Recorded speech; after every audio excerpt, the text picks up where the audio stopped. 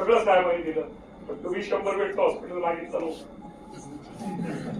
तुम्ही ते मागितलं नव्हतं. महिलांकरता ती अतिशय म्हणजे पहिलं ग्रामीण रुग्णालय होतं. त्या ग्रामीण रुग्णालयात गेल्यानंतर त्या डॉक्टरांच्याकडे तिथे लक्ष असून तिथे दर आठवड्याला साहेब त्या ठिकाणी त्याचा मागोवा घेत असताना त्यांनी जी उत्तम सुविधा दिली म्हणून ते ग्रामीण रुग्णालय पुणे जिल्हा उपरुग्णालय झालं.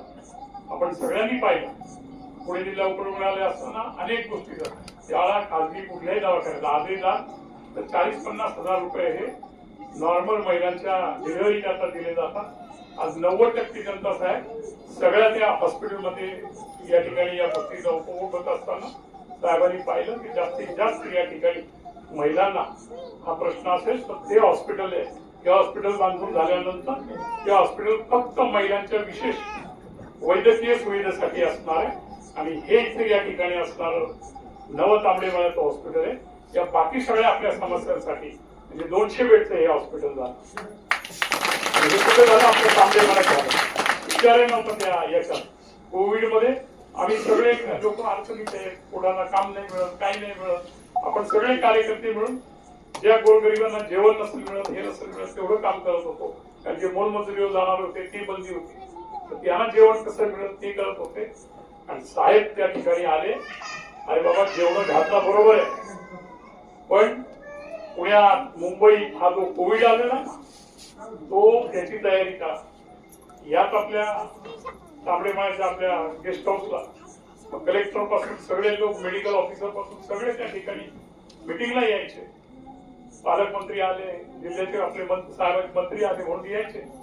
आणि ते देखील साहेबांनी जो पहिल्याच मीटिंग मध्ये सांगितलं ते सगळं ठीक आहे पण माझ्या या हॉस्पिटलच्या माध्यमातून तुम्हाला काय लागेल ते तुम्हाला शासनातून व्यवस्था करून देतो.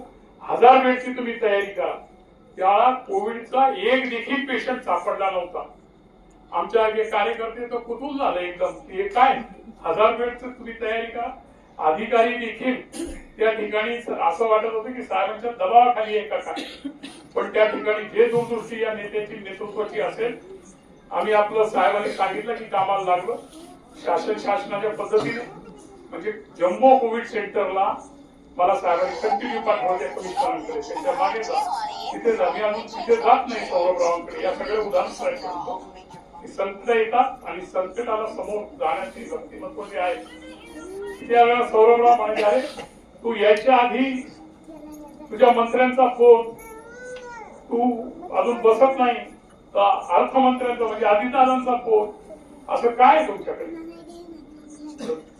आमच्याकडे सेवा करण्याची वृत्ती या ठिकाणी नेत्याची नेतृत्वाची त्याला साथ देणाऱ्या आमच्या लोकांची तात्पर्याने त्या ठिकाणी 12 कोटी रुपये त्या ठिकाणी लगेच दिले. तुम्ही 12 कोटी देतो तुम्ही काय करता. साहेबांच्या अनेक या ठिकाणी प्रयत्नातून अनेक सामाजिक कार्यकर्ते पुढे आले आणि जवळपास 6 कोटी रुपयाचं देखील व्यक्तिगत सामान आपण सगळ्यांनी उभं केलं. स्वतःहून फोन करून सांगायचे लोक असं जवळपास 18 ते 24 कोटी रुपयाचं सामान या ठिकाणी जम्बो कोविड साठी उभं झालं. एक सुद्धा पेशंट नव्हता. दीड महिन्यामध्ये आम्हाला आवडतंय का नाही अशी परिस्थिती झाली. पहिला 200, 300, 400 बेड झाले. 1200 वर गेलो तेव्हा आम्ही हातभर व्हायचा कार्यक्रम झालाय का काय. पण साहेब भक्कमपणे उभे होते आणि फक्त या ठिकाणी जम्बो कोविडला आंबेगावचेच नाही शिरूर आपलाच पार्ट आहे. तिथले लोक यायचे. तिथले लोक असताना कोणालाही स्वार्थ असतो साहेब. तेव्हा आम्ही माहित आले संगमनेरून आले, पारनेरून आले. पहिला त्याला मग पहिला आमचे साहेबांनी दरडावून सांगितलं कोणाच्याही बाजूने तुझ्या भाज्या करायचा नाही. जो पेशंट कोविडचा असेल तुम्ही ऍडमिट करून द्या. म्हणलं साहेब आमचेच पेशंट एवढे वाढतात काय करायचं ते उद्या करता येईल. ह्या सगळ्या गोष्टी तुम्हाला सगळ्यांना रोज सांगण्यासारखं नाही. आपल्या साहेबांना स्वभाव नाही. मी काय केलं ते या हाताला सांगत नाही पण ते करत राहतात आणि हा सगळे प्रसंग सगळ्याला त्या ठिकाणी अरे रेमडेसिवीर मी इकडून तिकडून कसंही कुठून तुम्हाला आणून देत असेल तुम्हाला मी सांगतो ही जी गोष्ट कुठून करत होतो तर मी यांच्या भरोश्यावर करतो. पेशंट कळला वास्तविक ते सगळ्याला माहिती आहे. रेमडेसिवीर त्यावेळेला काय किमतीचं होतं कसे जीवन वाचवण्याचं होतं आणि त्या ठिकाणी साहेबांना सांगितलं हो साहेब तर साहेब काही करायचे कुठून काय करायचे मला माहित नाही. मी रात्रीतून ते एखादं कुठून ते आणायचं कुठून तरी ते मिळवायचं आणि त्या पेशंटच्या डॉक्टरकडे पोहोचवायचं. याच्यातले अनेक लोकांना अनुभव असतील, तुमच्या कार्यकर्त्यांना सगळ्यांना माहिती असेल. आहेत माझ्याकडे अशी उदाहरण आहे. आम्ही असं बोलत तुम्ही अजिबात बोलणार नाही. कोणी चुकीची या ठिकाणी कशी गोष्ट करेल उभारली जात असेल. फक्त साहेबाला जे करता येतं ना त्याचं वाजवणं कमी येतं आणि ते वाजवणं कमी येतं म्हणून ते आमच्या अंगा खात्यावर घेतात ना. आमचं मिटत आहे तेच प्रत्येक निवडणुकीत असाच कोणी ना कोणी उभा राहतो. काही नाही, जनता समर्थ असते. त्याला नेहमी काही जरी ऐकलं तर त्याला वेगवेगळी आडवं करण्याची ताकद जी आहे तर तुम्हा सगळ्यांमध्ये आहे.